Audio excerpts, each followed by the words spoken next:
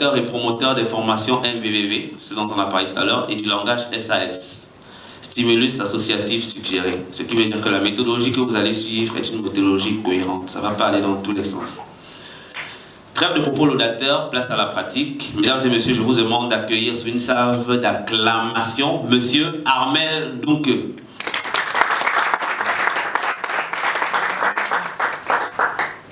Merci Loïc. Bonjour. Je vais changer l'approche qui était prévue pour une approche plus pratique. On doit parler aujourd'hui de maigrir sans régime.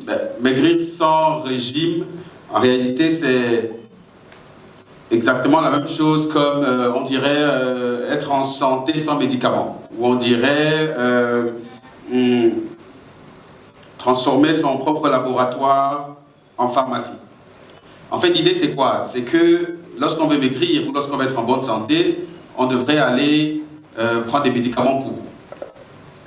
Principalement lorsqu'on est malade. Alors que normalement, ce qu'il faudrait savoir, c'est que le corps humain est une grosse pharmacie. Non seulement une grosse pharmacie, mais un super laboratoire.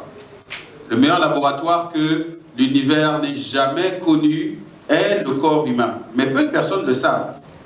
Et du coup, les gens n'alimentent pas leur corps en tenant compte que leur corps est leur principal atout de santé, de gestion de poids. Le corps est le principal atout. Pourquoi? Parce que lorsque nous mangeons, en réalité, ce que nous mangeons après va au petit coin.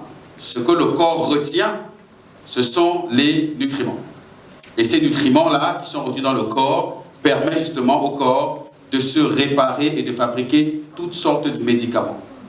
Alors comment faire pour que le corps commence à fabriquer toutes sortes de médicaments?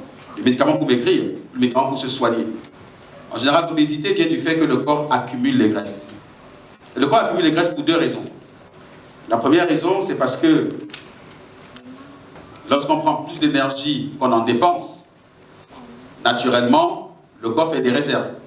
Si on a consommé 5000 kilocalories d'énergie en mangeant, et que par notre activité, on en dépense 2000, il y a 3000 kilocalories d'énergie que le corps doit réserver. Et le corps les préserve en les accumulant en graisse. C'est la réserve énergétique du corps. Donc du coup, chacun doit faire en sorte de dépenser plus qu'il ne consomme. Et l'idée du sport est bienvenue en ce moment-là. C'est pour ça que l'un des éléments du programme MVVV, c'est l'activité sportive. La deuxième chose, c'est le mauvais métabolisme.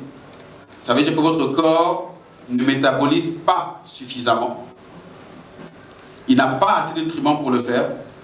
Alors qu'est-ce que le corps fait? Le corps se dit, si j'ai un apport pauvre en nutriments, autant je conserve le maximum possible. Alors il y a beaucoup de nutriments qui sont ce qu'on appelle liposolubles. Ça veut dire que qui se transforment et se stockent dans les lipides, donc dans les graisses. Les nutriments hydrosolubles qui se conservent dans l'eau sont éliminés très facilement par l'urine et par les selles. Mais ce qui se conserve par les lipides, j'ai connu ça à un moment donné, quand je cherchais à perdre du poids et que j'ai atteint, je crois que c'était 95 kilos, mon corps a résisté. J'ai fait tout ce que je pouvais faire, ça a résisté, jusqu'à ce que je consomme autre chose qui m'a aidé et que je pratique un peu plus de sport. Alors, où est l'importance de l'alimentation à ce niveau-là? L'obésité est aujourd'hui l'une des plus grandes problématiques qu'on connaît dans le siècle actuel. Hein. Ça veut dire qu'au Canada, par exemple, aux États-Unis, on est déjà évalué à 6 personnes sur 10 obèses. 6 sur 10, c'est beaucoup. Vous savez que sur une population de 10 000 personnes, c'est 6 000. En Afrique, on a un taux moyen de 4,5-5. Et avec le mode alimentaire occidental qui arrive ici, les biscuits, les jus, les boissons gazeuses, les hamburgers, les glaciers, on tend naturellement à consommer comme en Europe. Donc du coup, la tendance obèse nous guette également. Donc nous avons tous un peu de surpoids.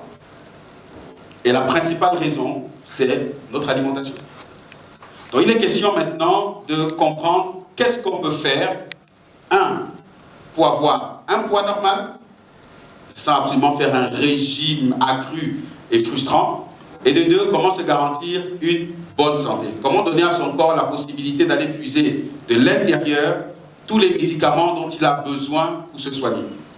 Et vous qui êtes présents aujourd'hui, vous êtes un peu comme les promoteurs de cette révolution de la santé. En fait, il y a deux corps possibles. Hein. Il y a celui-ci, ça c'est le corps habituel, il y a encore 6 mois j'étais ici. On mange tout ce qui nous tombe sur la main, tout ce qui est plaisant, viande, porc, saucisses. On prend des médicaments à gogo et on ressemble à ça. Et puis on décide de manger différemment, d'avoir un apport nutritionnel différent, et on devient ça. On maigrit naturellement. Pas besoin de régime pour ça. Ce qu'on mange différemment, le corps est plus alimenté, il ne se met plus en situation de danger, donc il élimine naturellement parce qu'il n'est plus en situation de danger, et il a tellement de nutriments que lorsqu'il y a un bobo dans le corps, lorsqu'il y a une maladie, lorsqu'il y a une menace de prostate, le corps a donc la capacité de tirer en lui-même, de l'intérieur, tous les médicaments nécessaires. Ce que nous proposons par l'alimentation, c'est de dire comment désormais manger et s'assurer que notre corps a recouvré la pleine capacité de fabriquer tous les médicaments dont il a besoin. Comment retransformer notre corps en la plus belle pharmacie qui existe, de façon que lorsqu'il y a un bobo à l'intérieur du corps, lorsqu'il y a une menace de santé, que le corps soit apte à fabriquer de l'intérieur le médicament qu'il faut. Nous avons tous vu des films où il y a une grande épidémie et tout le monde est en train de mourir. Ce genre d'épidémie où on fait des projections en disant dans 24 heures, dans 48 heures, dans une semaine, toute la population serait éradiquée parce que c'est une maladie très infectieuse et qui se contamine très facilement. Et très souvent dans ce genre de film, les chercheurs passent le temps dans les laboratoires à chercher l'antidote et finalement se rendent compte que c'est peut-être un enfant ou un jeune garçon ou un gars qui n'est même pas au courant de ce qui est en train de se passer et qui lui n'a rien.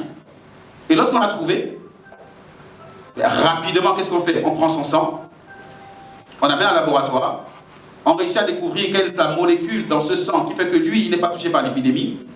Et c'est cette molécule qu'on reproduit donc, pour créer une formule de vaccin.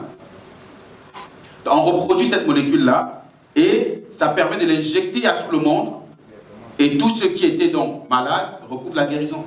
Donc, il a fallu encore aller dans un corps, trouver la molécule pour la reconstituer. Et la médecine fonctionne beaucoup comme ça. Le corps humain fabrique toutes sortes de remèdes dès lors qu'il est équipé. Et ici, il s'agit de vous dire comment donc être équipé. Le problème d'obésité, ça ressemble à mon ventre il y a 6 mois encore. Je m'amusais aussi à faire ça de temps en temps. Mais ça, j'ai plus ça. J'ai plus ça. On va passer. Ce rapport-ci, j'aime beaucoup en parler parce que j'aimerais bien que tout le monde soit au courant. 90% de mortalité provient désormais des maladies chroniques, rapport de l'OMS en 2013. 9 personnes sur 10 meurent et vont mourir de maladies chroniques. Maladies cardiaques, accidents cérébraux, maladies pulmonaires. Ça veut dire quoi? Si tous ces gens-ci meurent, ça veut dire que le corps n'a pas pu prévenir cette maladie-là. Pourtant, il n'y a pas de virus pour les maladies cardiaques, il n'y a pas d'infection, il n'y a pas de bactéries. Seulement, à un moment donné, le cœur fonctionne moins bien et s'essouffle beaucoup plus vite. Les accidents cérébraux, les AVC, lorsque les artères sont bouchées, parce que la circulation sanguine n'est plus très bonne, alors l'artère se bouche et ça crée un accident cérébral. Les maladies pulmonaires, le poumon, la pneumonie, Alzheimer, toutes ces maladies, le cancer du poumon, toutes sortes de cancers, d'ailleurs pas seulement le cancer du poumon, ce n'est pas une infection, ce n'est pas une contagion. Juste qu'il y a des cellules qui se transforment anormalement, sans se détacher de l'organe, et qui créent donc une tumeur à ce niveau. Le sida, par contre, c'est une infection, c'est connu. Le diabète, ce n'est pas une infection. La tuberculose, oui, également. Vous voyez que le sida, qui est la maladie du siècle, tue 1 341 000 personnes, et les maladies cardiaques, 8 millions, les accidents cérébraux, 6 millions.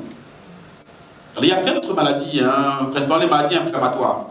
Beaucoup de maladies sont des maladies inflammatoires. Je prends un exemple, le mal d'estomac. On a souvent des crises d'estomac, c'est une maladie inflammatoire. Lorsqu'on a du rhumatisme, c'est une maladie inflammatoire. lorsqu'on a mal au dos, mal au rein, c'est des maladies inflammatoires.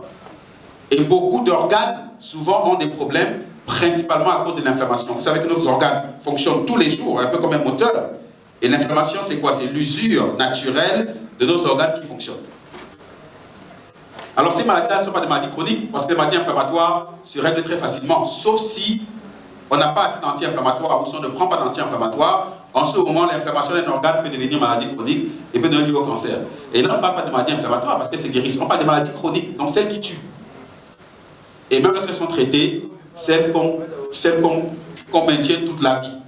Alors tout le monde est concerné, pourquoi? Parce qu'il y a des jeunes qui vont me dire bon, je ne suis pas encore concerné, j'ai que 22 ans, j'ai que 25 ans. Mais le parent de ce jeune n'a pas 25 ans. Il a peut-être déjà 45 ans ou 55 ans. Et qui supportera les frais du parent? Ben, c'est le jeune. Lorsque un parent peut-être va se dire bon, moi je suis dans la quarantaine, mais je n'ai pas trop ce problème, mais il a peut-être des enfants. Et si rien n'est fait, cet enfant-là aura un taux de maladie beaucoup plus élevé. Donc revient la question, qu'est-ce qu'on fait pour échapper à ça? Qu'est-ce qu'on fait pour échapper à ce taux de mortalité? Qu'est-ce qu'on fait pour être vraiment notre propre pharmacie et puiser en nous tous les remèdes et pour connaître une vie, je dirais, sans maladie? Où on ne connaît plus les hôpitaux, où on ne connaît plus les pharmacies, parce qu'on a ramené notre corps à cette capacité de fabriquer toutes sortes de médicaments. C'est une vraie révolution de la santé naturelle.